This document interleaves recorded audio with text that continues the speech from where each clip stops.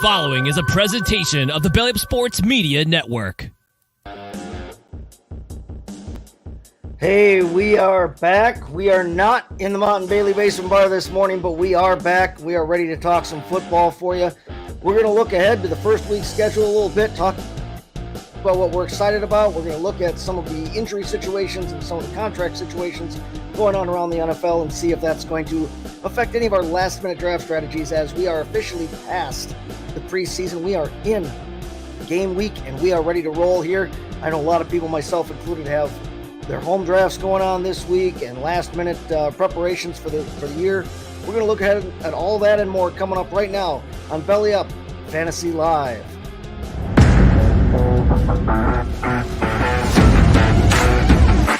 Rieger getting traded to Minnesota changes nothing. 6'4" guys running 4.4s. These guys don't grow on trees. And a lot of times I'm willing to bet on, especially, long term, on the freak athlete. You don't ever want to overreact to what guys look like in preseason. There's been a ton of preseason all-stars that never make rosters or never pan out.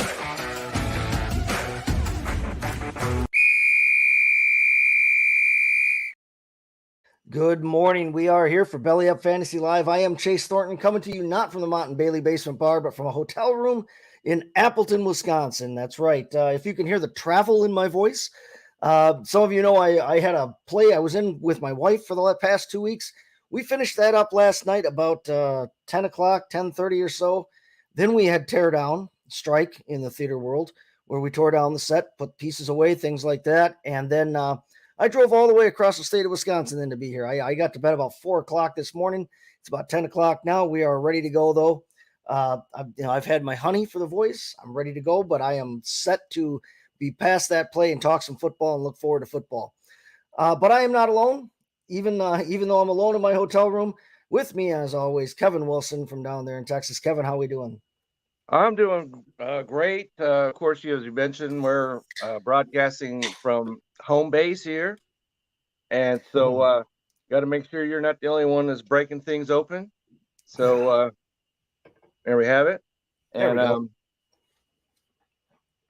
so I'm definitely ready to talk some football. As we know, this is the last Sunday for about 5 months without NFL football. And also, as you mentioned, lots of drafts going on today. And my home league is tomorrow, so the same thing applies there. And so people are definitely looking for some draft advice. And guess what? We are here to give that to you this morning. Excellent. I have probably what I would consider 4 home leagues where I'm in them with a lot of friends and that, but my main one, the one that I've been in for 25 years now and with all of my best friends, that one's tomorrow. We always do it on Labor Day Monday. So that's why I'm here in Appleton for that. A lot of those same guys will be in a couple of those other leagues with me as well. But looking forward to that. And like we have preached, you and I are both on the same page on this one. This is the time to be doing your drafts. That's right. We think the preseason games are done. That's right. And for the most part, rosters are set. The moves have been made. We know who's where. We know who's not where. We know who's injured for the most part, who's not. Now, obviously, things can always happen even between now and Thursday night. It's possible, unless you're drafting next Saturday. Then, that's just stuff you have to take into account. But, so today and tomorrow, we got to gear up. So we'll look ahead to all of that here coming up. But yeah, welcome in everybody. Like we said, hey, the whistle hit and I've got some throat lubrication because we needed it this morning.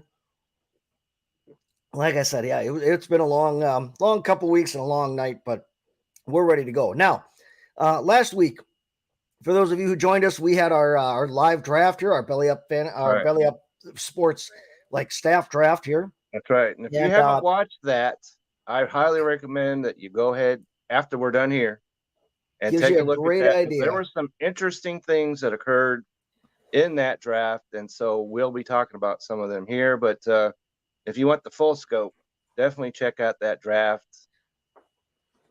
Definitely. I mean, it gives you a good idea of how we, who look at this stuff literally all day long, every day. It gives you a good idea of how we view things and what we think about and how we strategize. But yeah, for those of you who were watching last week, or for those of you who are interested, we are playing the Ball Fondlers this week. Our team, Kevin and I, are on a team together. We have a Belly Up Fantasy Live team, so we had to strategize with each other. We had to negotiate with each other in a couple of instances, but I don't think we are joined at the hip for this very often. No, so, we seem to jive up pretty well, which is good.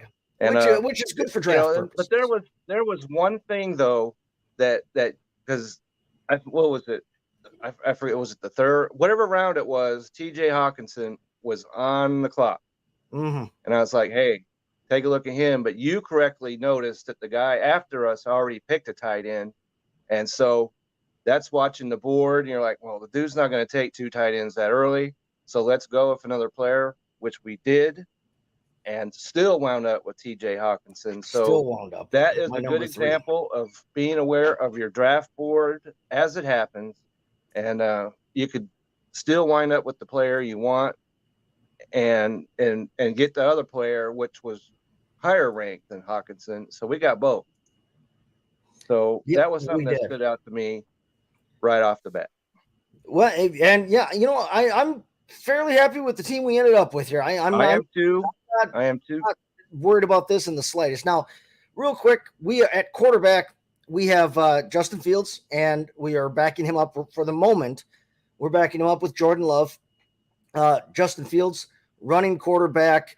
I think a lot of people have him as as one of the elite quarterback options this year because of his running style, because of the weapons that they added DJ Moore, and we've seen already in the preseason so far how DJ Moore has affected that offense. I mean, I say in the opening, don't overreact to preseason. Right, but as we say, it's okay to react. Yeah, this is not some car salesman that had a charmed couple of weeks here.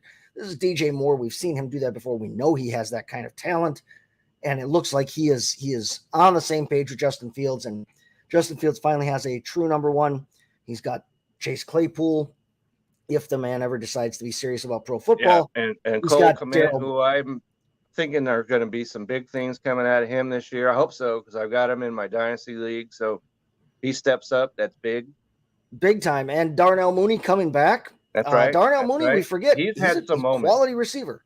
Yes, right. Very quality receiver. So no matter which of those two, Claypool or Mooney, steps up, they've got a pretty deep, top 2-3 there in their. I mean, they've got a very talented top 2-3 there in their receiving room. Right, which is something the Bears offense has not had. Yeah, right. Probably since, I don't know, we were in preschool. You know what I mean? It's been a while. I know that much. Yeah. And so, because they've got the weapons, they got some running backs, and so and ours was a 14 team. It's a 14 team league. Yes. We probably sprung a little earlier on Justin Fields than we would have if it was a 10 or 12 man league, but we just knew if we didn't spring for him right then, he was not going to be there by the time it swung back around to us. So we made the pick. Well, and part of my philosophy is, and this isn't groundbreaking analysis here, folks. This is pretty standard, but part of the philosophy is make sure you get one of those elite options there. I view Fields as one of those elite options. Their industry consensus is that there's 8 basically quarterbacks that you want to have one of. And if you fall past them, now you're kind of mixing and matching, or you're taking a big gamble. But he is definitely in that top 8 in terms of, preseason rankings and that, and in terms of where people see him this season. I personally, my rankings will be coming out later today on the site, my final draft rankings.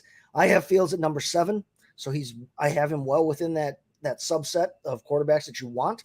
But we're backing him up with Jordan Love, who you could say it's a homer pick, but at the same time, I think we were going for upside. It's our backup quarterback. It's our number 2.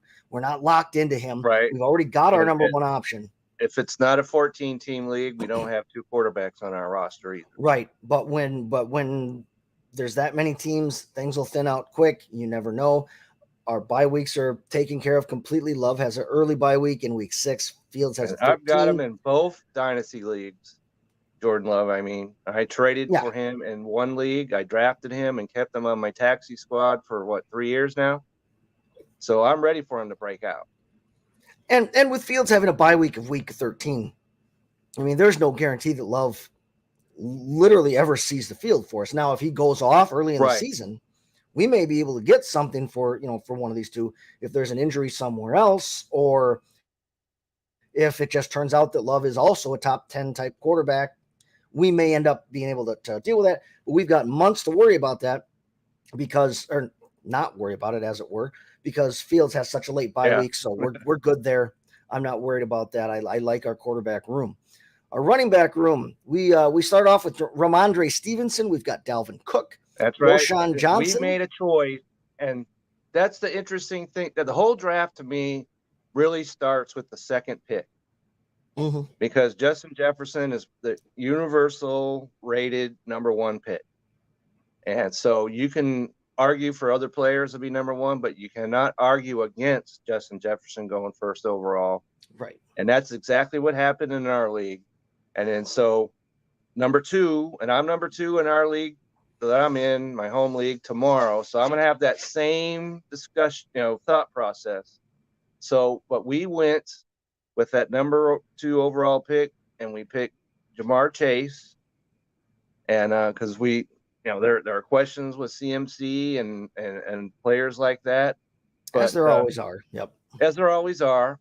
I think CMC is a solid selection. I think he's left an injury history behind him,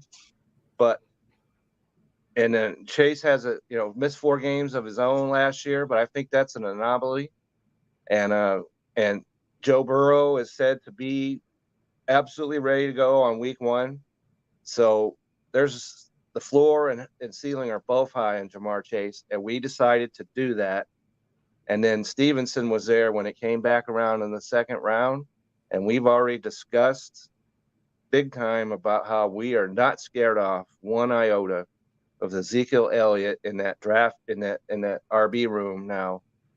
And so we took him at number 2, the second round. I'm very happy that he was there when we took Jamar Chase when we did. Yeah, no, it ended up working out really well for us, I think. Now you make a great point that Christian McCaffrey, I mean, this is a guy that we've seen be the top overall player in fantasy before. He can be it again. Number 2 overall running back last season in terms of PPR points scored. I mean, the guy is phenomenal. Right. I agree with you that I don't think. I mean, I said it before, say it again. Injuries, we can say what if the guy stays healthy. We could say that all day long about literally any guy out there. Any one of these guys can step out of bed tomorrow, turn an ankle, and be gone for a month or more. So, I mean, to worry about what's happened in the past with a guy getting injured, and I get it. It's that inherent bias that we all have. Yeah. That was the view last year with CMC because he had 2 injury-plagued seasons. So he burned a lot of people at the top of the draft. He did. And the guy that I'm in the home league with, that's actually been on our show one time, got burned badly by CMC a couple years ago, and he wants nothing to do with him now. I don't advocate that strategy because you can't go by what happened last year or 2 years ago or last month. And so, and that leads to another point. Knowing your league. Now, these are coworkers of ours that we drafted against, but we don't necessarily know all of these guys real personally, or we definitely don't have a draft history with 95% of them. I've obviously we've done belly up bowl stuff with some of them and that kind of thing before, but we don't have that 25 years of history like I have in my home league with my friends, where I have kind of ideas of how not just how individuals draft, but how the league itself drafts. I know, I have an idea of which positions are going to go quicker, which trends are going to be followed, which trends aren't going to be followed. The guys in my league can kind of deny it all they want, but our league tends to overvalue Packers because the vast majority of us are Packers fans. I mentioned we're here in Appleton. This is the heart of Packer country. Yeah. I went to college here in town in Appleton, and College Avenue, the main drag right down the middle of town. you can walk down the middle of it and sit and have tea if you want during a Packer game, because I mean everybody is inside watching the game.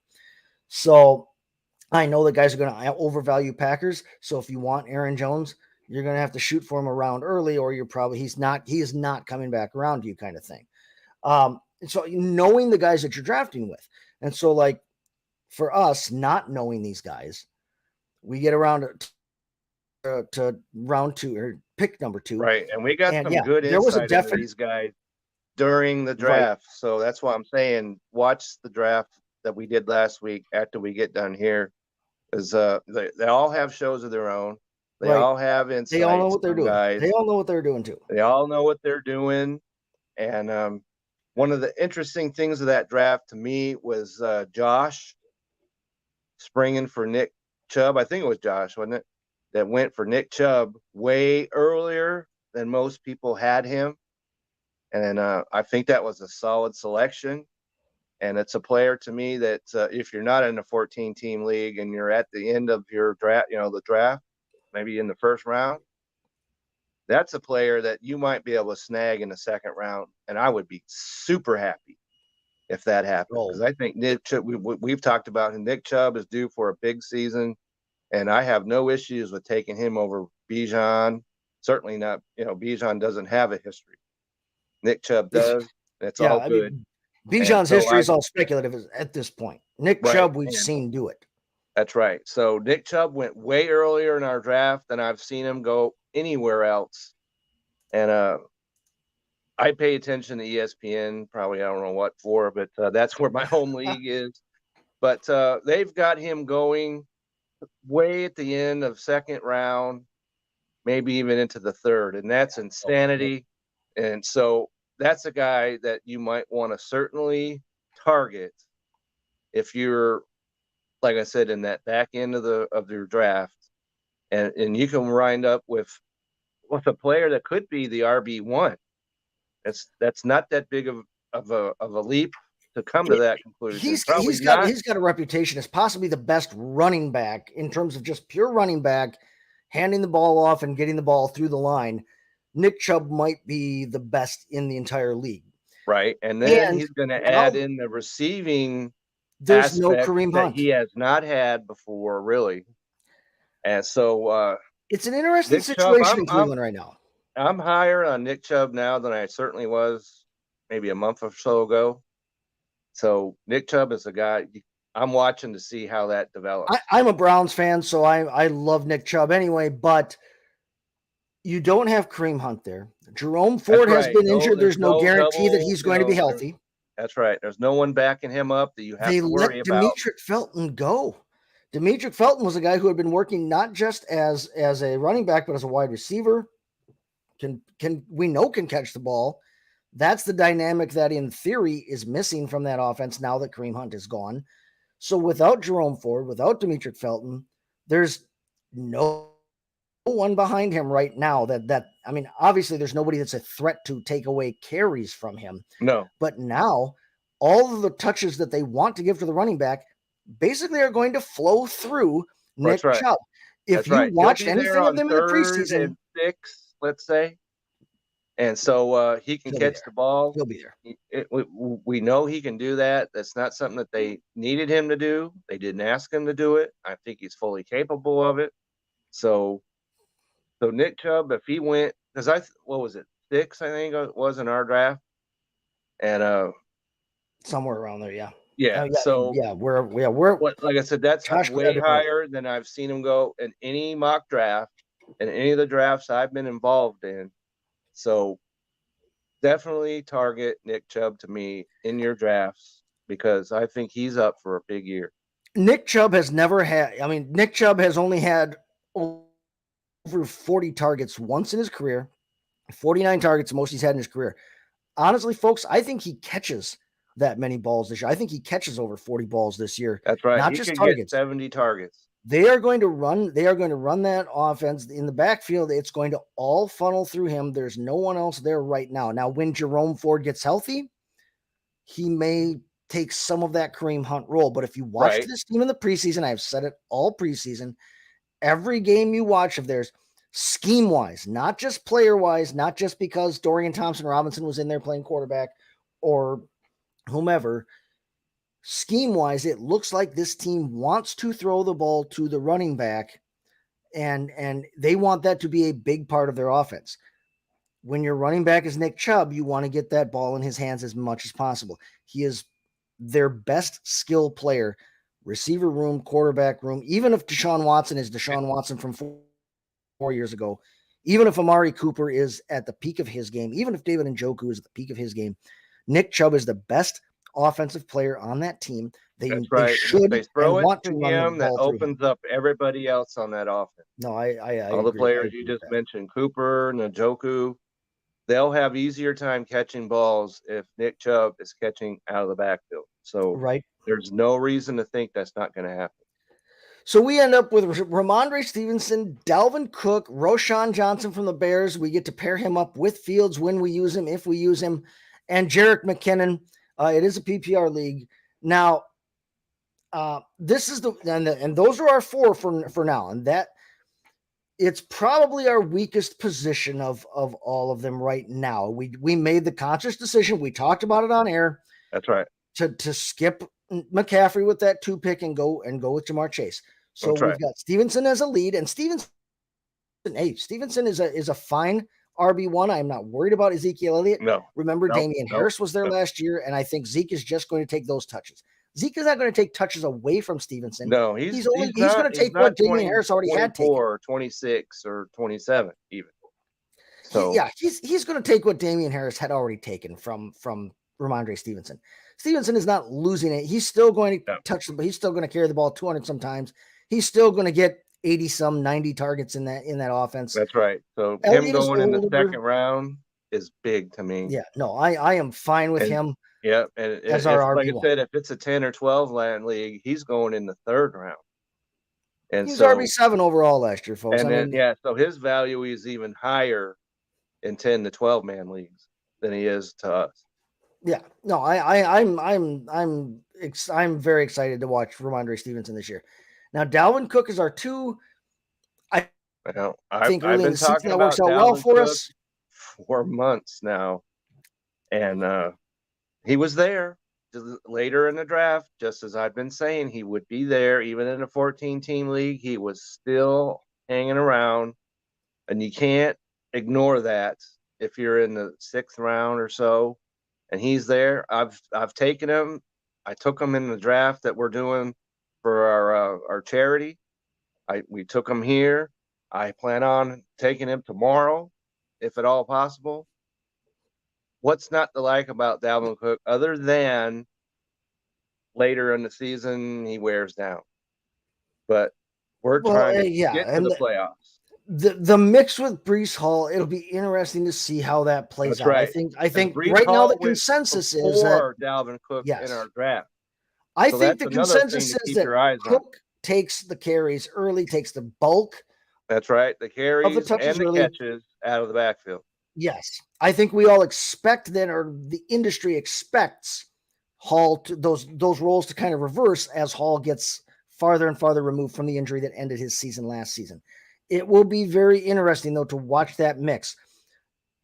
I'm a little shaky on Dalvin Cook as our number 2 season long. Initially, happy as a clam that we got him there, because I think he will take the bulk of the carries for a good offense. Right, we made the decision to get some receivers, and still wound up with Dalvin Cook as our RB2. Right. How can you not be happy with that? No, you have to be. Nice to be able to pair Roschon Johnson, who I think has a real opportunity to take. There is a path. There is a viable path, and that's one thing we talk about in fantasy football is taking guys with upside, but the upside has to be because they have a viable path to productivity. That's right. A viable path to upside a role in that help offense. You if they're on the bench. Right. Khalil Herbert is the presumed starter there right now. He's the number 1. Deontay Foreman, who I love as a player. I think he is vastly underrated. I had him a year ago, so I was very pleased with how he performed after CMC got traded. he has performed everywhere he's gone, and he jumps into the role that he's given, and he takes it, and he literally, quite literally, runs with it. That's right. But Rashawn Johnson, he was the pass catching back for Bijan Robinson in college. And there you He's have the it. reason Bijan didn't catch the ball all the time in college. That's right. So we know he's talented. And so, so Bijan Robinson, that's one of the things that people are speculating that he's going to be a third, all three down back, but we haven't seen it. And because so, Rashawn Johnson was there taking all of that away from him in Texas. That's right. So Johnson, there's the pass catching back. And so points. He's a fun speculative ad for us at number 3, I think. And then Jerick McKinnon. Right. And we took him later in the draft. If he crashes and burns, it's really no skin off our nose. It was the same kind of shot in the dark you're taking with quite a few guys at that point in the draft. Jerick McKinnon rounds out our running back room, a guy that in the fantasy playoffs last year was a big part of things. How could you not be, jazzed up with Jerick McKinnon on the Kansas City Chiefs? Patrick Mahomes, who spreads the ball around to everybody. We got his pass catching running back, a guy who put up 30 points twice last year, towards the end of the season. I had him in also playoffs a year ago, so I'm very pleased that we have him back again on our team. A guy that catches the ball from Patrick Mahomes. He's not catching it from Scooter McGavin or whoever. Yeah. No, he's getting it from the best distributor of football in the game right now. That's right. We talked about the fact we've got Hockenson at tight end. That's our only tight end. I'm fine with that.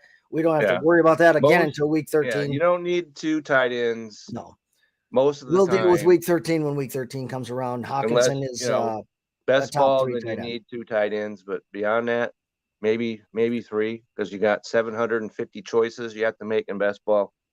But in redraft, you don't need 2 tight ends. No, I have Hockenson ranked as my tight end 3 right behind Travis Kelce and Mark Andrews. Contract extension. And so Minnesota's happy with him, obviously. They've got a pass catch, offense there. And so and Cousins is not ready to step off the cliff just yet. He may be nearing that just a little bit. But they're going to use TJ Hockenson all over the field. He hit the ground running. They're going to be passing the ball all over the place. So he stepped into that offense last year like he had been in it the entire time. That's right. There was a seamless transition. I'm thrilled with that. Now our receiver, I was surprised that he was there when we drafted when we did. I was thrilled with that. Our receiver room, we end up with Jamar Chase, as we talked about Drake London as our 2, Deontay Johnson from the Steelers. And we talked about Deontay Johnson a couple of weeks ago, and there are some people that just are not high on him, and that's not us. That's not either you or I. I think people are under. I think there's a combination of things going on. No touchdown thing that you've talked about before. Exactly. And that's not. There's a combination of things going on with Deontay Johnson. Now, he didn't catch a touchdown last year. Listen, I had him too. I know that. I look at this every single day. I looked at it every single day last year too. We probably talked about it 25 times by now. No touchdown. I understand he did not catch a touchdown last season, but the man can catch the football. That's right. They are going to throw the football to him. They're going to target him. He tied for 6th in the league with Garrett Wilson in targets last season. He only caught 58.5% of the balls thrown to him. If Pickett takes any kind of step forward as a quarterback, which I have no reason to believe he won't take at least a slight incremental so that he's step forward. A medium guy. Yeah. Not somebody that you probably want on your fantasy team unless you're in super flex and all that. But yeah, he's going to step up. Deontay Johnson is going to catch. He's going to catch 90 balls this year. That's right. He's going to be targeted 140 times. He's going to catch 95 balls this year. He is going to score at some point. It's going to happen. It's going to happen. I wouldn't be surprised if it happens in week 1. There's my bold prediction right there. Deontay Johnson scores the first touchdown in the first game. There we go. Okay. Well, yeah. Hey, bookmark that one, folks. There you have it. So. But I think we're combining the fact that he didn't score last year with the fact that everybody is in love with George Pickens making early Odell Beckham catches. And listen, George Pickens is a phenomenal player. He's fun to watch. George Pickens was there last year too, folks. I mean, it's not. This isn't some. There, yeah. Now granted, he himself should take a step forward as well this year. That's right, because they don't have Mitch Trubisky throwing the football. No, they're gonna have Pickett slinging that thing all over. But I mean, I think that everybody's excited about the fact that George Pickens can make these acrobatic catches. Folks, George Pickens was there and played 17 games last year. He had 84 targets himself last year. He's a dynamic player. He's an exciting player. That's right. And 84 targets. I think Johnson is the one that you want. Massive amount of targets. We're not talking about some of these guys like JJ who has 150 or that's Deontay Johnson on the Pittsburgh Steelers. That's going to be the one to get targeted 150 times. Deontay Johnson is going to be your week in, week out, just steady producer. He's guy. Going to score touchdowns. He's going to actually step get up in the end zone for you. George Pickens is that flashy guy where you're going to get those gigantic blow-up weeks. You're going to see the highlight catches. But listen, 1 or 2 highlight catches for 50-some yards and scoring a touchdown every 4th game or so, which is what George Pickens did last year. It's what I expect him to do this year. That's fun to watch. Yeah. But watching on that in Dynasty or Fantasy. Watching the NFL Network end of day breakdown of what happened in the league and seeing George Pickens on those highlights. That's right. You might is not quite the same as seeing Deontay Johnson scoring you double-digit points consistently week in and week out. I'm thrilled with Deontay Johnson as our number 3. We ended up with Quentin Johnston from the Chargers, Jacoby Myers, who is going to be the Raiders number 2 behind Devontae Adams, and will not see double coverage because Devontae Adams will be taking all that double coverage.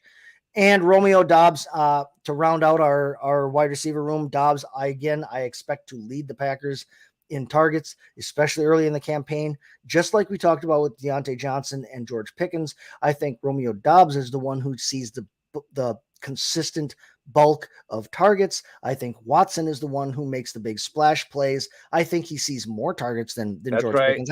I think Watson sees more targets than Pickens.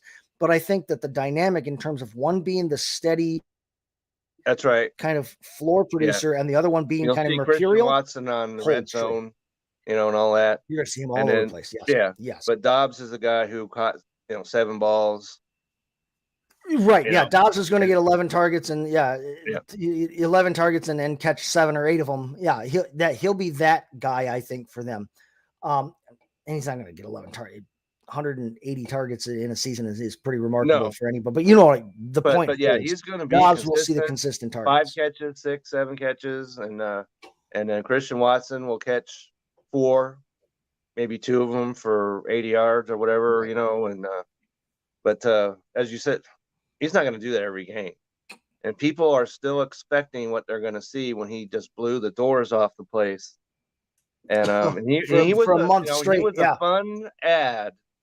Now, if you added him off the waiver wire, you were certainly happy with that. But if you grabbed him after that first blow-up game that he had, you still got 3 or 4 games. The next 3 or 4 games, you still. I mean, this wasn't like chase the touchdowns and then it never happens again. That's right. So he was one of the fantasy ads of the year last year, and fun to watch, and even more fun because he's wearing my team's colors.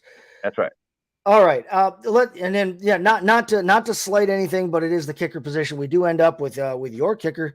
We did take Myers from Seattle at the kicker position. We end up with the Chiefs as our DST. Yeah, Chiefs are a top 10 defense. I don't like the week 1 matchup necessarily. No, I don't like any. That's something we're going to have to discuss at some point because the Chiefs, especially in the first couple of games, defense is not a good position defensive matchup at all. Yeah, defense is a streamer position to me. I'm not thrilled with their week 1 matchup. I don't know that I'm inclined to move off of them yet. At the schedule, the highest points is that game.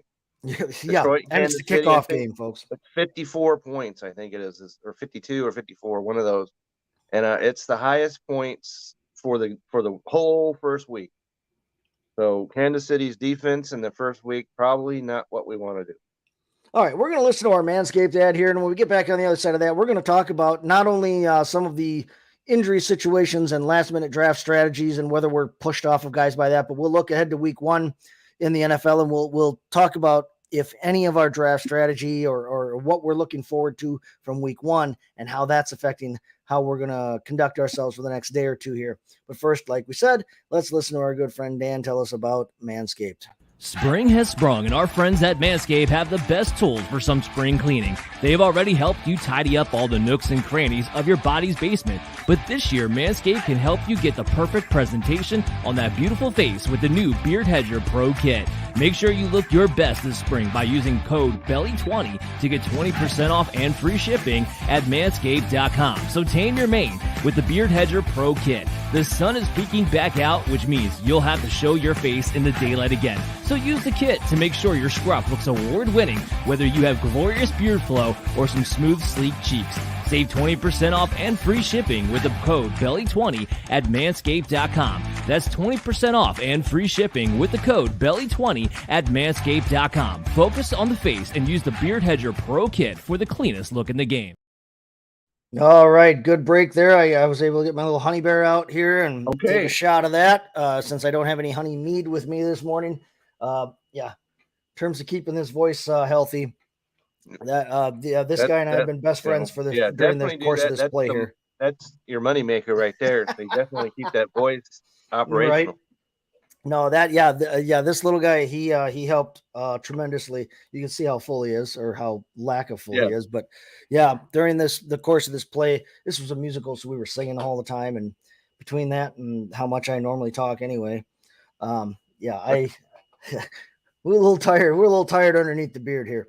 But week 1 coming up here.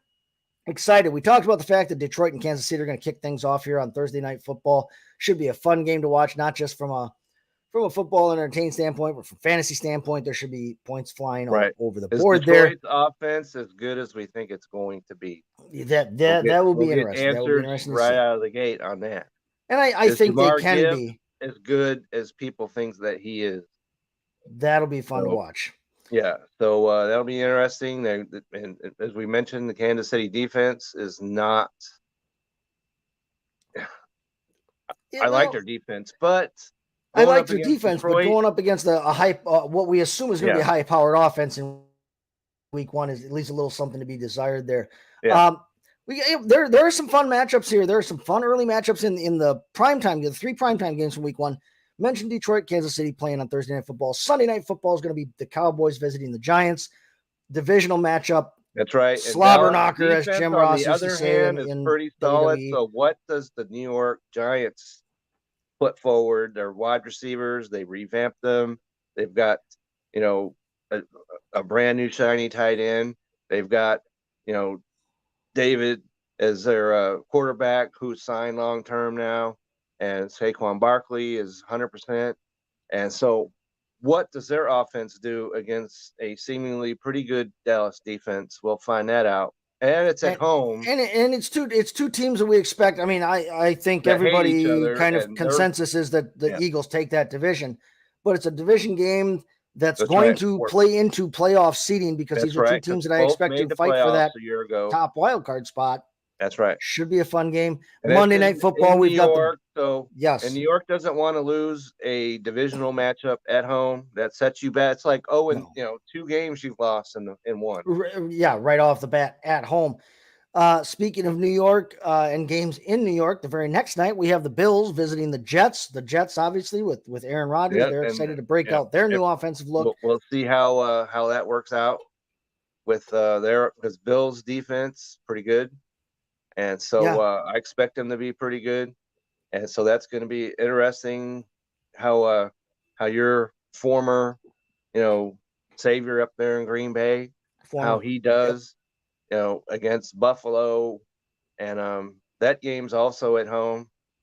And it's a divisional game as well. So that's like a 2 games in 1 to start the season. Because, the teams that lose week 1, more than likely aren't making the playoffs. No, you put yourself behind the 8 ball. Conclusions, but you don't want to lose a divisional matchup at home, especially. No, you don't want to put yourself behind the 8 ball like that right off the bat in week 1. Now, what else are you looking at? Is there anything fantasy wise? I mean, or just football interest wise? Well- What are you watching week one that excites you or that interests you that you think will answer some questions for you as we head into the last week of our drafts here? One of the questions that came up even in our draft before we got the news that we got this week was about Cooper Kupp. And so he's falling in drafts. He should fall in draft. And their first game's up in Seattle. I expect their defense, which was atrocious a year ago, to be much better. They're playing up there, which is hard to do anyway. So I'm looking to see if you have drafted Cooper Kupp, because he was going super earlier in the top 5. Oh, yeah. And so if you selected him in the in first that round top pick 5 earlier region, you have to be really concerned about him, because there's speculation he might not even play in that week 1 matchup. So that's something I've got him in one of my dynasty. In fact, I made a trade, same trade where I got Jordan Love as my quarterback, and Cooper Kupp was the receiver I got, which I thought, okay, he's going to leave that injury history behind. Well, guess what? Maybe not. So and the news comes out the other day, 2 days ago, that he had a setback with that hamstring. They're not sure what's happening. And they don't know if he's going to play. No, and that does have to worry you if you've taken him early already, or if you're looking at taking him early. I mean, he's been dropping. His average draft position has been dropping here in the last week or two. And I think for good reason. I think that does scare me that you're not going to have him. I will say right now, it's a hamstring injury. You're not going to see him week 1, I don't think. That's I think you have to worry that you're not going to see him for several weeks. Injured in my draft, especially that high. That sets you back 1,000%. No, big so he's off my draft board completely now. He's a guy. I mean, when he was healthy last year, when he played last year, he's still points per game wise. That's right. Blew the rest of the players out of the water at per any position. Just you mention the position. That's right. He was there. One of the reasons why I was willing to overlook that injury part of it. Right, because he is so dynamic when he's healthy. Right. But right now, there is a question whether he's going to be the big question to me, and when you're going to have him this season. I mean, if you throw out quarterbacks, you throw out Jalen Hurts, you throw out Josh Allen, you throw out Patrick Mahomes, Cooper Kupp led the league over all those other quarterbacks, led the league in points per game, fantasy points per game last season. He scored over 22 fantasy PPR points a game last season. The man is phenomenal. Doesn't necessarily matter who's throwing to him. You know that offense, I mean, there's not a ton else going on that offense. Cam Akers is a fine player, but they don't have a great offensive line. They're going to be trailing in games. They're going to want to throw the ball. I know there's some people who are high on Van Jefferson. In Dynasty, I'm high on Puka Nacua. I am staying way off of Van Jefferson. I am ready to not worry about Tyler Higbee anymore, because Tyler Higbee, I think, is what he is at this point. He's fine, regular-ass football player. I'm sure he's a good person. His mother loves him. That's right. But he's just not anything I want to deal with in fantasy, even at the tight end position. That's right. I just don't want to – there's nothing special. There's nothing special there. There's nothing special with Tyler Higbee. So when he's on the field, Cooper Kupp is still the man. The question right now, the problem is we don't know when we're going to see him on that field. Right. And so I'm checking out of the Rams offensive skill players. Yeah. Pretty much anyway. And Cooper Kupp would be the only one I have really interest in. But even that, I have some interest in Cam Akers at the right price. At the right price, because he's going to be the other weapon in their. That's right. He's the RB1 of their team, and so any RB1 has value depending on where you have to take him. Yeah, no, I have him too high for me.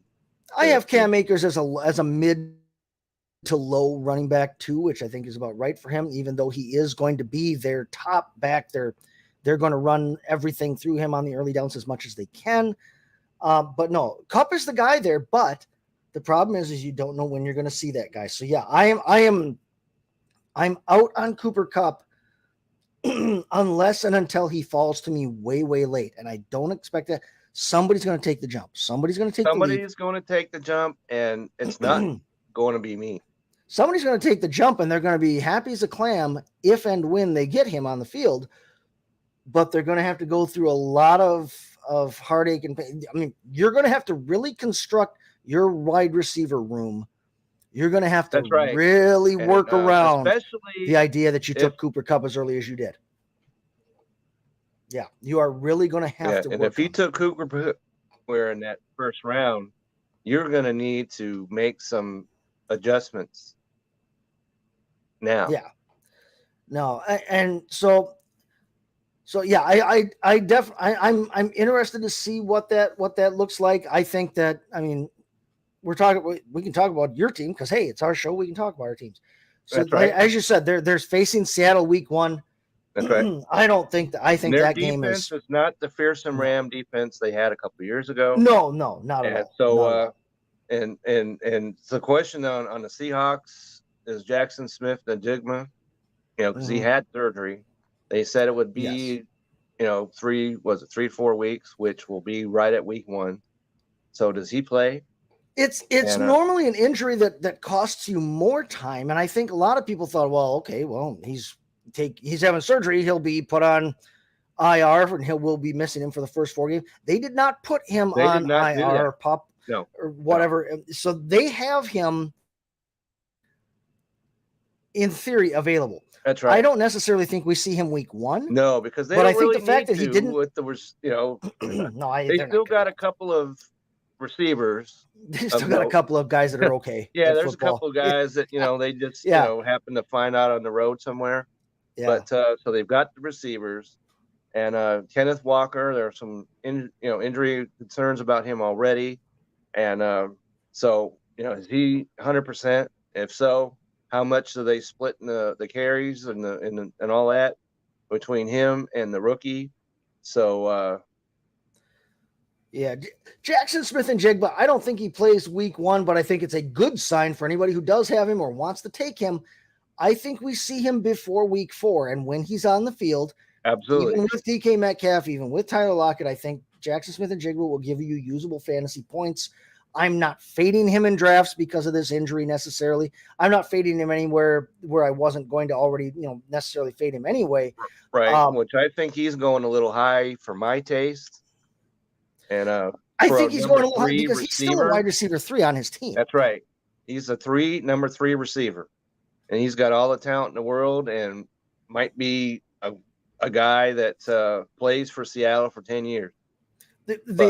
Right now, he's the wide receiver 40 overall, which is a low end wide receiver 3, high wide receiver 4. However you want to look at that. I have him as my wide receiver 44, so I've got him faded a little bit from there. That's how I was looking at him anyway, though. I see him as a wide receiver 3 for this season. If Tyler Lockett ends up moving on, or when Tyler Lockett ends up moving on, whether that's 24, 25, I think he's not moving anywhere. No, he's not going anywhere in 2023. No. But when that happens, I think Jackson Smith-Njigba jumps up to a wide receiver 2 or 1 possibility. That's right. But this year he's a wide receiver 3 for me anyway. So I've maintained him in that 3-4 on that kind of like that 3-4 line in my rankings. I think you bring up the more interesting thing to watch from this game coming up here is not just Kenneth Walker health-wise, but Kenneth Walker and Zach Charbonnet. How is that split going to look? How are they going to divvy up those touches?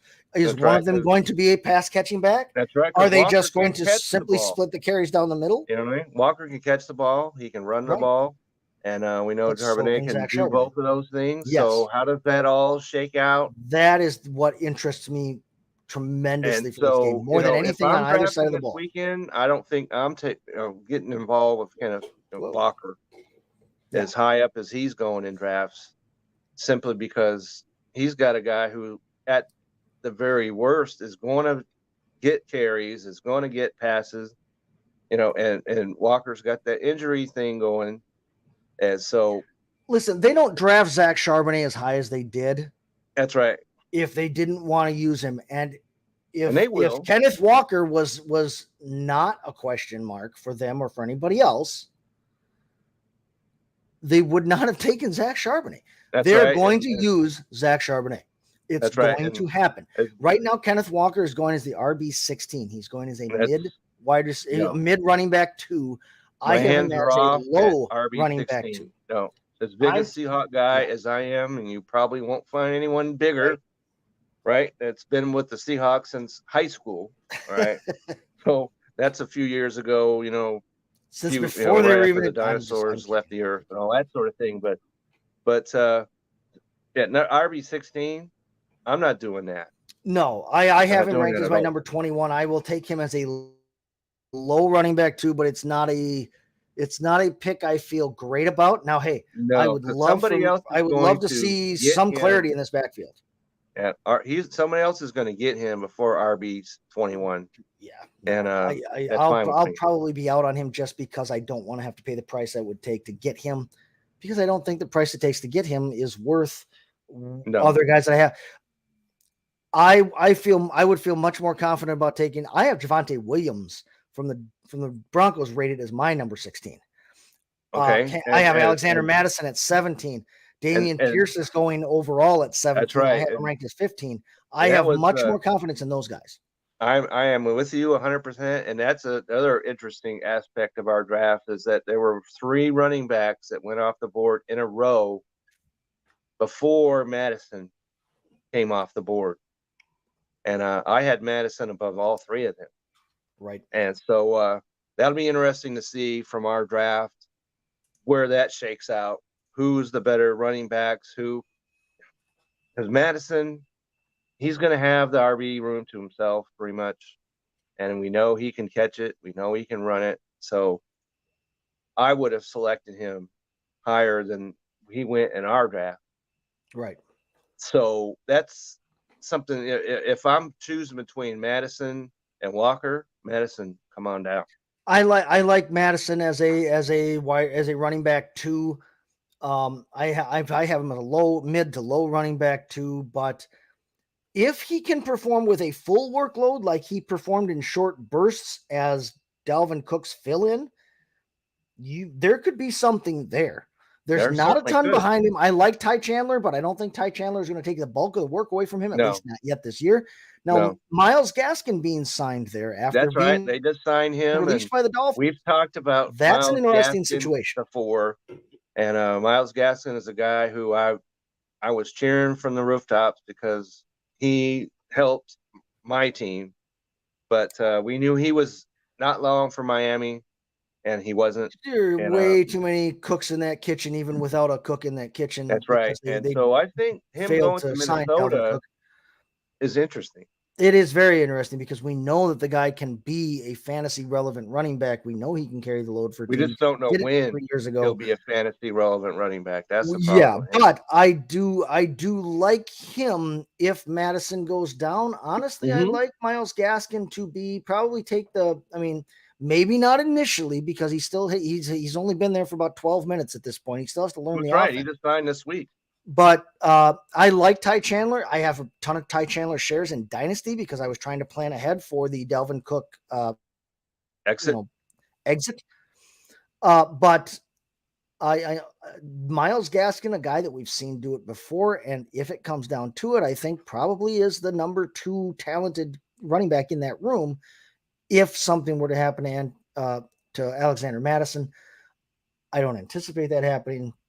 But it's just that'll be an interesting situation to watch if anything comes to fruition of it. I will be watching week 1. I will also be watching. Obviously, I'll be watching my Packers play, but I will be curious to see how this game shakes up. Green Bay and Chicago, a couple of teams with another divisional matchup.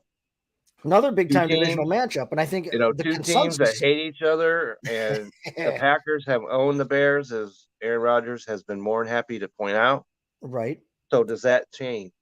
Does that change under Jordan Love? Now, I am with everybody else. I have Detroit and Minnesota kind of at the top of that division.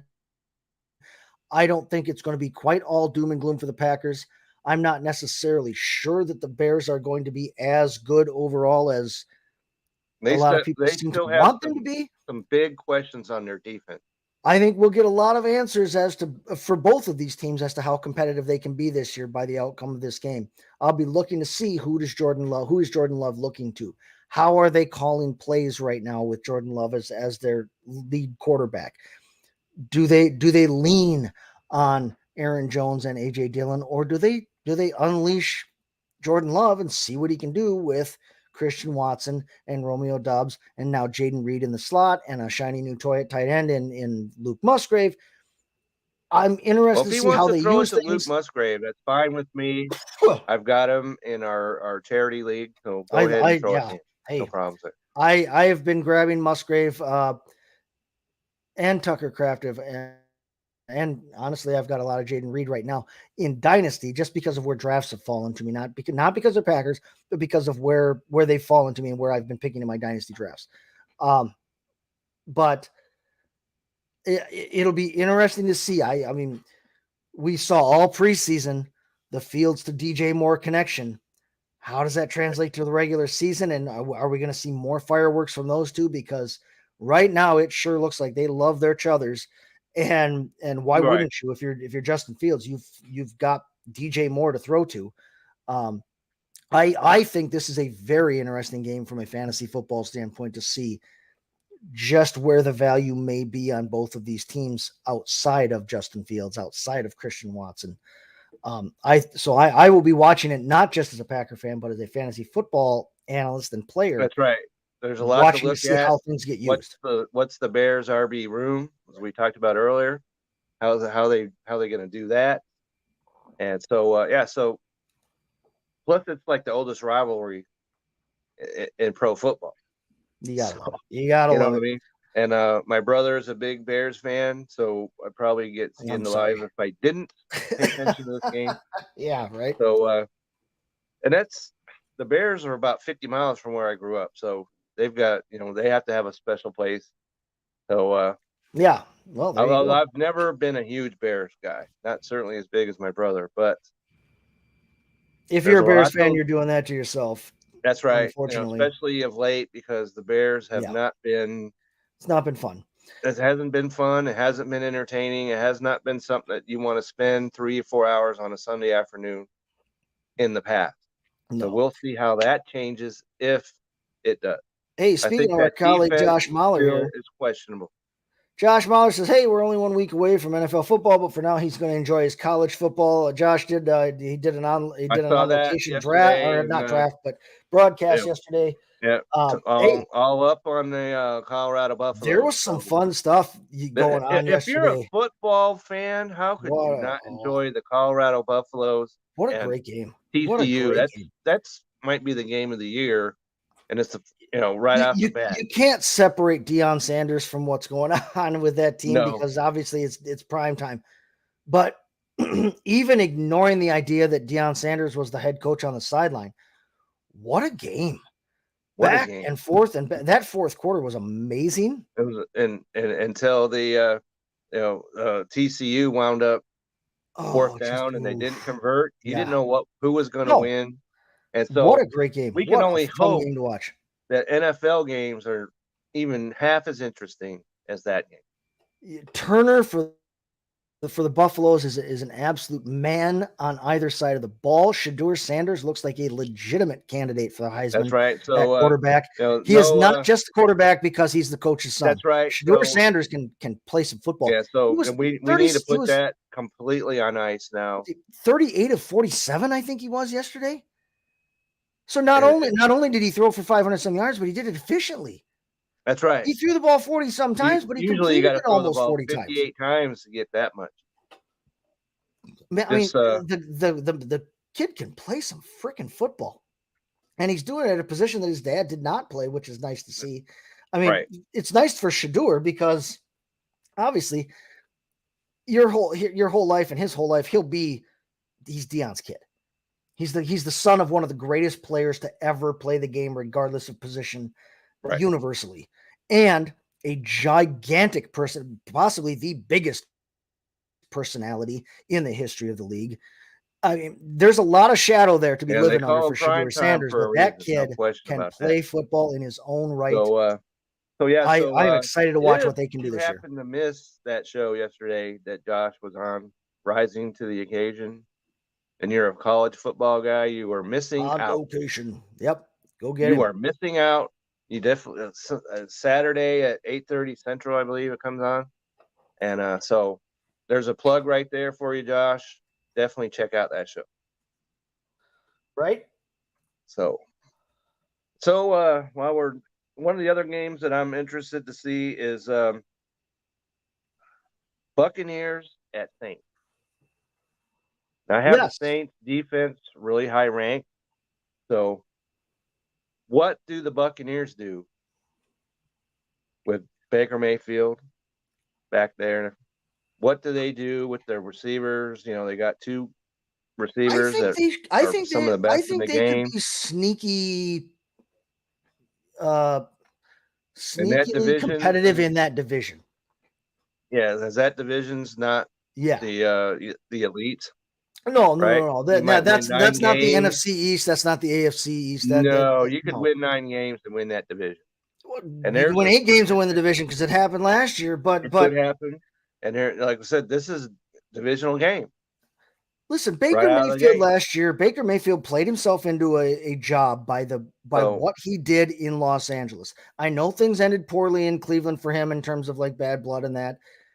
And honestly, with where Cleveland went with that and the way they courted Deshaun Watson and everything surrounding that, Yeah. I don't blame Baker Mayfield if he was a little bitter about things, if he was not real How could you thrilled not with be? You lead Cleveland to the first playoffs. right, And and then get dumped like that and tossed Right. out as I crack the yeah. second one here. Since TV was invented, pretty much, and then you Right. actually win a playoff game. You throw a scare into Kansas City on the road, and the next thing you know, you got your car packed and you're pulling out of the parking lot. He goes to, unfortunately, a dumpster fire in Carolina, but what he did, literally walking in the door in Los Angeles and starting a game for them and keeping them Literally. competitive for his tenure there, he played himself into an NFL career and I think revitalized his career. And I'm He's thinking got a that the great- Rams he's got- probably made a mistake not keeping him. He's got around. a fun, right? Because I don't know how long Matthew Stafford is for the world, and Matthew Stafford don't is mean that not long morbidly. for this world in football, the fantasy regardless world, of how well he plays, regardless of how healthy he is. But 'Cause he's been around a minute. I like Baker Mayfield to be. I mean, it doesn't take a genius to throw the ball to Mike Evans That's and right. Chris Godwin. Nope. Cade Otton is a serviceable tight end. He's the guy Rashad on- White looks like a good running back in the backfield. They've got Chase Edmonds, who is a good pass catcher out of the backfield to back him up, and Keyshawn Vaughn is still there. They've got some useful weapons. Now, the Russell Gage injury hurts. They don't have a ton behind them at receiver behind their big two. There's Trey Palmer, the rookie that has been seeing his ADP in rookie drafts creep up because of right. the situation there. But I like Baker Mayfield to be able to utilize the weapons that he has there and be just fine. Now, is he going to be no, he's a quarterback 2 at best in fantasy right now. Right. And he'd be unless he fine. If proves he's your QB3 in a 2 quarterback league, you're set. Hey, yeah, great. Yeah, if And he's what your do bye the- week cover for a 2 quarterback That's league, right. you're set. That's You're set, and awesome. Because look who he's throwing to. That's right. He'll have a blow up game or two this season. He will have a blow up game or two this season. Not saying it's going to be week 1 against that Saint defense, but No, but it'll be interesting to see just how they play. the biggest thing that worries me about Tampa Bay is that offensive line because of the injuries that they've had along it, and they weren't great last year. No. But And if you're not great and you have Tom Brady, that's a crime in and of itself. But he definitely does have the weapons to throw to make himself a viable option, a usable option, bye week fill-in. As you said, if he's your quarterback 2 in a 2 quarterback league, That's a okay, little you can questionable. stomach that. If he's your quarterback 3 Here, and he's the guy that you've got covering for your top 2, then I think you're in a great position there because I think there are going to be weeks. Hopefully, that if he you goes had off. him in your dynasty league, you didn't drop him after he, crashed and burned If you kept them during No, all hang that, on. then you should be in good shape. Okay. Real quick. We're gonna put one more ad up here for SeatGeek. When we come back on their side, we're gonna hit rapid fire. We'll talk about whether or not we're in or out on some of these wide receiver and running back situations quick, and then we'll wrap it up and get out of here and move on with our day for everybody. But first, like we said, let's hear from SeatGeek. Hey everyone, it's Ryan from No Credentials Required to talk to you about one of our newest partners at Belly Up Sports, SeatGeek. Yeah, live sports is great on television, but the feeling of being at the arena is a priceless experience. That's why our friends at SeatGeek are there to help you find the best tickets at the best prices. Not only can you get tickets to sporting events, we can also get tickets to concerts, comedy shows, musicals, and more. Search for your desired event now at SeatGeek.com, enter promo code BellyUpSports at checkout, and you save $20 off your first purchase. SeatGeek. Life's an event. We have the tickets. All right, so we talked about Cooper Kupp, and I think we both agree there we're out on him unless he falls way far to us. But there are plenty of other wide receiver injuries, and we talked about Jackson Smith and Jigba. Plenty of other wide receiver injuries here that are going on right now. Mike Evans has been dealing with a groin injury a little bit. They held him out a little bit. He's also been the subject of some trade talk there because of the stalemate it looks like with his contract situation. He looks like he'll play week 1. Amon-Ra St. Brown with an ankle injury was held out a little bit. He picked that up pretty late. He looks like he'll play. Jalen Waddle with an abdominal injury also looks like he'll play. Are you worried about any of those? Are you worried about any of those situations from a fantasy standpoint? Are you worried about those injuries Not lingering at all? At this point, am I worried about it? They're all trending to play. And they are all pretty much going in a place where I think that you can make a pretty good, judgment as whether or not you want to, spend the capital on drafting them. So I'm going to say I'm in on all 3 of those picks. I love Amon-Ra St. Brown. And there's not a lot else there outside of the possibility of Laporta coming in as a rookie tight end. But those tight end targets were there last year in that offense. So I'm not worried about anything for Amon-Ra St. Brown there. I love him. I have him as my wide receiver 6. I'm all in on him. And I think that I'm not worried at all about this injury situation with him. Jalen Waddle is the wide receiver 2 on his own team, but he is still a number 1 wide receiver in fantasy football. That team will throw the ball. Of all the injuries, they can I'm support. Probably more worried about him than the other 2. They can support Tyreek Hill and Jalen Waddle in that. I am not worried about Jalen Waddle. I have him as my wide receiver 12. So again, like I said, I have him as a wide receiver. Not enough. Am I worried about it to not? Yeah, no, I'm not fading him at all. And Mike Evans, again, I love Mike Evans. He's got a string of 1,000-yard receiving yards going back until he crawled out of the crib, depression, and had 1,000 yards ever since. So no, and I think he's still going to be used in the red zone there. He's still going to be and him, you can do a lot worse for Baker Mayfield than having him to throw to.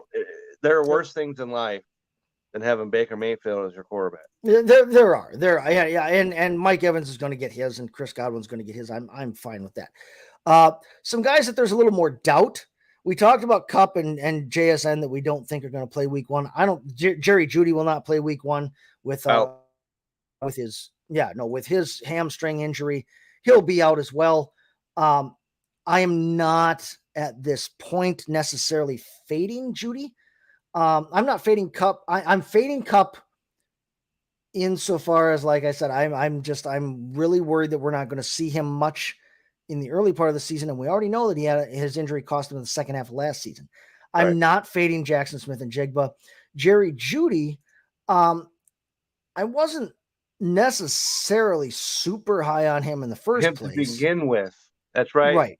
And he's a the smaller guy receiver, traded, and Russell Wilson likes bigger earlier guys. About Cooper Kupp. I traded Jeudy as a package to get Cooper Kupp and just Jordan Love.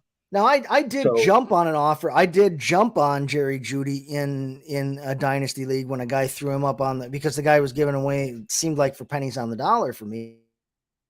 So I was fine to grab him in dynasty and have him, but I mean I wasn't as high on him as I don't think the rest of the industry was to begin with. Um, Russell Plus, we Wilson have likes to bigger see receivers. Jerry is Judy's not a big Russell guy. Wilson is, which I'm out on too, by the way. And is he That has to Russell hurt. Wilson, or Yeah. is he, some Or guy is he, named is Brad? he just moving? Or Yeah. something. Is it time to move So past? Yeah. right. So until we actually see, which would be too late to do a draft anyway, I'm out on Russell Wilson. I'm out on Jerry Jeudy, and probably Courtland Sutton as well. And so not seeing it. So, Terry McLaurin been dealing with an injury, could play week 1. It's kind of up in the air. Kadarius Toney, we know, has been dealing with this meniscus tear. It's a question whether he'll be ready As for soon week as you 1 or get in not. on Romeo Tony, Dobbs, then speaking he of gets Dobbs, hurt. Yeah. Speaking of Romeo Dobbs, he's dealing with a hamstring injury. There's some doubt as to whether he'll play week 1. DJ Chark down in Carolina, hamstring injury. McLaurin, Toney, Dobbs, Chark.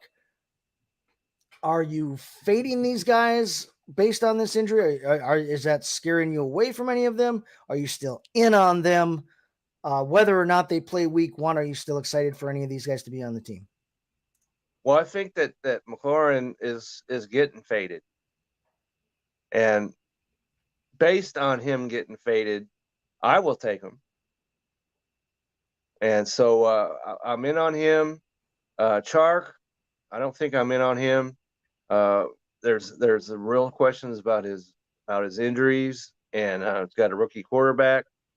And so out of all those guys, McLaurin is a guy that I could see, because he's McLaurin.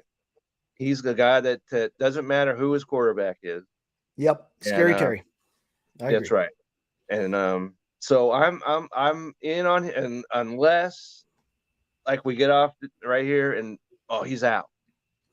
Yeah. I'm not going to fade Terry McLaurin in drafts because of this injury at all. I love him. I think he's set up to have a good year when he gets on the field. Maybe they don't need him week 1. Maybe they don't use him week 1. Okay, great. That happens. But if I can have him for the rest of the season, I will take that. Dobbs, I'm not fading because of this, because I know that when he sees the field, he will see the targets. That's right. I think he is clearly their number 2. We just talked about. I agree with you on Chark. I wasn't high on him anyway To begin with. If he was not high on him just because if he was he's a healthy, fine football player. I could see, a last minute pick, last round or so pick on him. But any question mark on him whatsoever, out. Our bitter Browns colleague here, Smat Talk Cleveland boys, saying I think they're laughing at us a little bit for the Baker talk here. They're saying Mike Evans' dad will be trending by week 6. That's obviously a little bit of a reference, a shot there at the Odell Beckham situation, how that all ended in Cleveland there.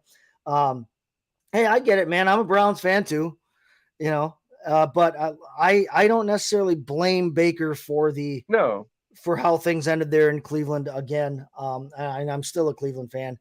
I'm not necessarily a Deshaun Watson fan, but I'm excited for the idea that the Browns could have a good fan. So, my analysis is free of any Cleveland bias.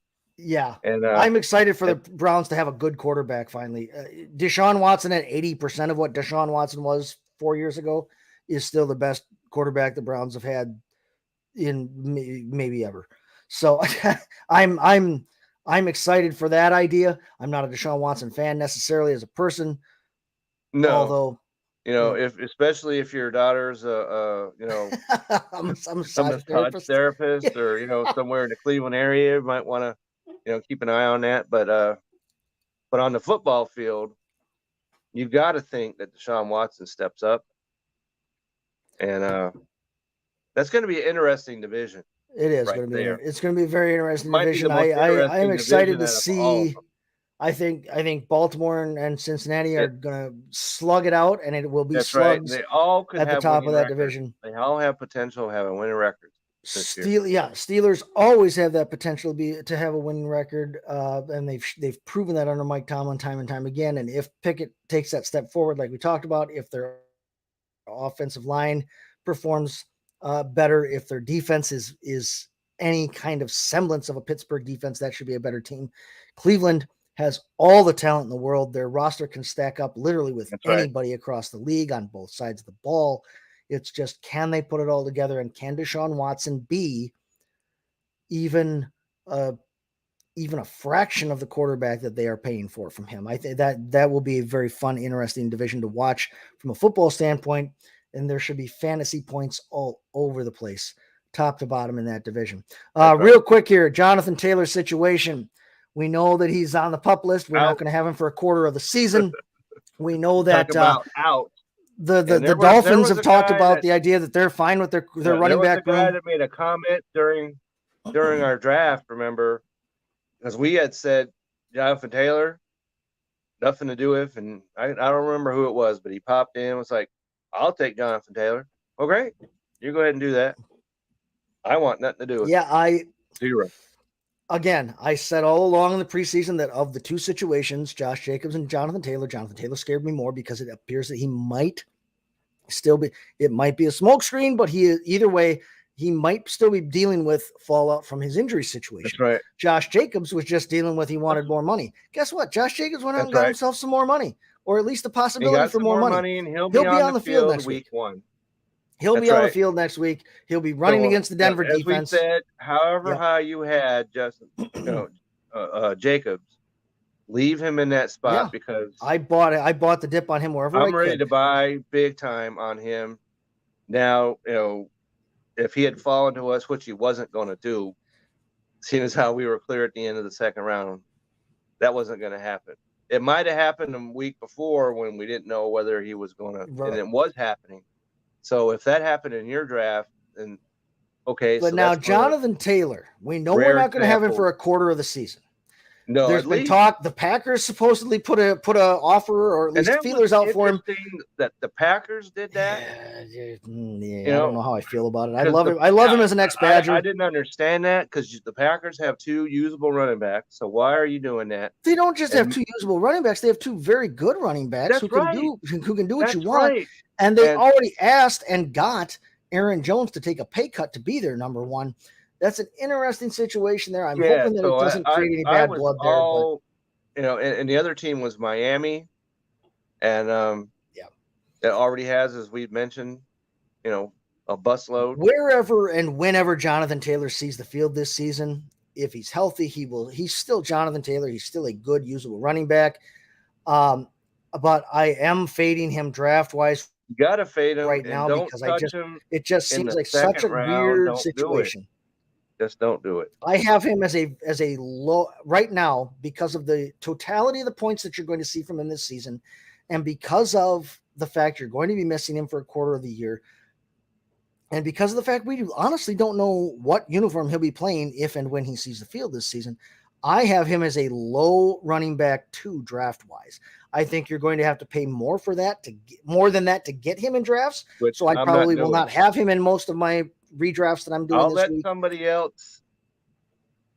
He'll be somebody else's headache. Not if mine. The man stays healthy, somebody could get a giant discount on that. But could be. And if you're willing to take totality of the situation causes me to want to go for something that's a little more sure thing. Yeah. And that's something to keep your eyes on during the fantasy season. What happens with him, and where does he end up for next year? Yeah, right. And so if he signs or gets on the field and busts out, somebody's going to reap the rewards. But like I said, won't be me. All right. Well, that's going to do it for us. We're going to wrap it up here. We'll talk more next week in our official week 1 lead-in show there. We'll talk much more about what's going on next week specifically. Hopefully we'll have some answers to some of these questions we have today. But Kevin, where can we find you? What do you got coming up for us here real quick here on the Belly Up Sports Network and family? Well, as I'm sure you're aware, because you will be a part of it this evening, we have our Sports Stove Fantasy Baseball show coming up at 7 o'clock Central Time. And this is the last day of the fantasy regular season. Yep. And I have an article that went out on Friday of postseason strategies. We talked about it on the show last week, and I expanded a little bit about that in my article. So if you're a newcomer like you, Chase, or you're a grizzled veteran, you might want to take a look at that. As there's some interesting things that I was not aware of when I started the research, that there are doubleheaders coming up during the playoffs and stuff like that. Yep, so those are opportunities. Those are opportunities. Right. If you can get them before your opponent can. So definitely get over there. Definitely check that out tonight, 7:00 Central, and always on the Belly Up Fantasy side of things. That's where the article can be found. So get over there, check me out, and get ready for the playoffs, as you and I are going to do. There you go. All right. Yep. As you said, I will be joining you there on the Sports Stove tonight, talking about our fantasy playoff matchups and talking about the fantasy playoffs in general, strategies going forward, what we like, what we see going forward. It looks like I'll probably qualify as the 3 seed here. Vince will be the 4. You'll be the 1. Vince's dad looks like he'll be the 2. So there's a good possibility you'll have to go through both of your co-hosts here, to reach that fantasy championship. I'm just thrilled to be in the playoffs. My first ever year playing fantasy baseball. It's been real fun. I've learned a lot. I have already read your article. I clicked on that almost as soon as it went live, to be dead honest with you. I saw it come across the Slack chat in the editor channel, and I said, "Oh, yep, I'll take a look at that," because obviously you've got a ton more experience on the baseball side of things than I do. But I will be there tonight at 8:05. I'll be on around 8:05 or so, right towards the beginning of the show, 8:05 Eastern, where time begins. Right. But we will be talking fantasy baseball tonight. I will also be, I'm taping an episode of MD's Fantasy Football Show. You'll be able to find me on the MD's Fantasy Football Show coming up here through this season pretty regularly there. And of course, I'll always be here on Sunday mornings. Always. And Fantasy Live, getting things going. You can find me on the site. Is going into overdrive, but don't forget baseball. That's right. Baseball's not done yet. So if you're playing, or if you're in the playoffs, if you qualified, pay attention, because you got an opportunity to get yourself a chip there.